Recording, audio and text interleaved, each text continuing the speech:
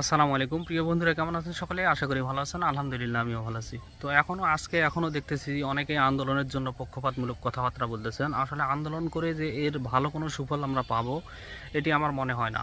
তো আজকে যেহেতু রেজাল্ট হয়নি, কালকে কিংবা পরশুর ভিতর আমরা একটু অপেক্ষা করি। অপেক্ষা করার পর যদি না হয় তারপরে আমরা স্মারকলিপি দেওয়া এবং পরবর্তীতে অবস্থান কর্মসূচি করা যেতে পারে, কিন্তু এর আগে কখনোই আমাদের কোনো সিদ্ধান্ত তড়িৎ গতিতে নেওয়া উচিত হবে না। কারণ আমাদের সিদ্ধান্তর একটু যদি কোনো গাফিলতি কিংবা একটু ফাঁকফোকর থাকে, সেখান থেকে 1 থেকে 12তমরা আন্দোলন করতে পারে, কিংবা 35+রা আন্দোলন করতে পারে, কিংবা আমাদের যে ভাইয়েরা আমাদের সহপাঠীরা ছিল তারা যারা ফেল করেছে তারাও আন্দোলনে ঢুকে পড়ে কোনো অকারেন্স যদি করে, সেটির দায়ভার কিন্তু আপনার উপরেই বর্তাবে। আপনার উপর বর্তালে তখন কিন্তু আপনার যে আশানুরূপ আপনার যে পাওয়ার কথা রেজাল্টটা সময় মতো সেটি পাবেন না আর কি।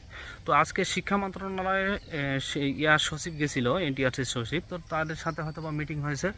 তো সেখান থেকে বার্তা এসেছে যে আসলে শিক্ষা মন্ত্রণালয় থেকে শুধু একটি নোটিশ পেলেই বা ইয়েস অপশন পেলেই তারা রেজাল্টটা পাবলিশ করবে, কিন্তু রেজাল্টের সব কিছু কমপ্লিট হয়ে গেছে, এটি আর বেশি সময় লাগার কথা না। তো সেক্ষেত্রে আমাদের একটু বুদ্ধিভিত্তিক কোনো একটা বিষয়ে ধাবিত হতে হবে। হুটহাট কোনো সিদ্ধান্ত নেওয়া যাবে না। এই সিদ্ধান্ত নিলে আমাদের জন্যই বিপদ।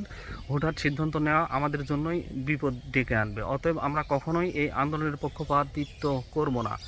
আন্দোলন কখন করতে পারি সেটি আরও 2-3 দিন পর, এখানে স্মারকলিপি দেওয়ার পর, আমি আবারও বলতেছি স্মারকলিপি দেওয়ার পর আমরা অবস্থান কর্মসূচি করব।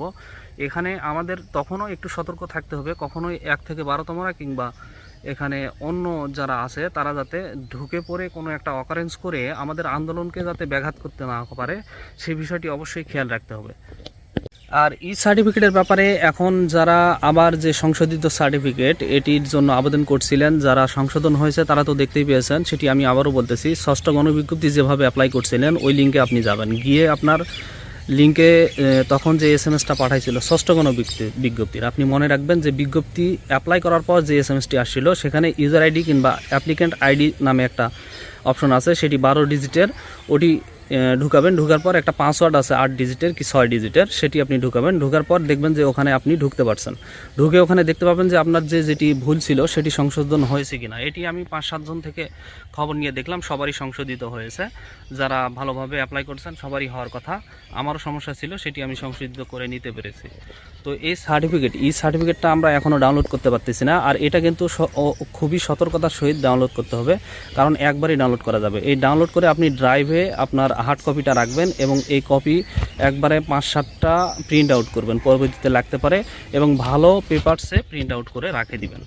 আর সার্টিফিকেট ডাউনলোডের যে বিষয়টি সেটি হয়তো বা আজকে এখনও অপশন চালু হয়নি, যেহেতু 5-7 দিন সময় আছে। আপনারা একটু অপেক্ষা করেন, 2-3 দিন পর, যেহেতু আজ থেকে 22 তারিখ পর্যন্ত ডাউনলোড করা যাবে, তো একটু অপেক্ষা করেন। এরপরে হয়তো বা কোনো নোটিশ তারা দিতে পারে, যান্ত্রিক ত্রুটি কিংবা সফটওয়্যারজনিত ত্রুটির কারণে এটি ডাউনলোড হচ্ছে না।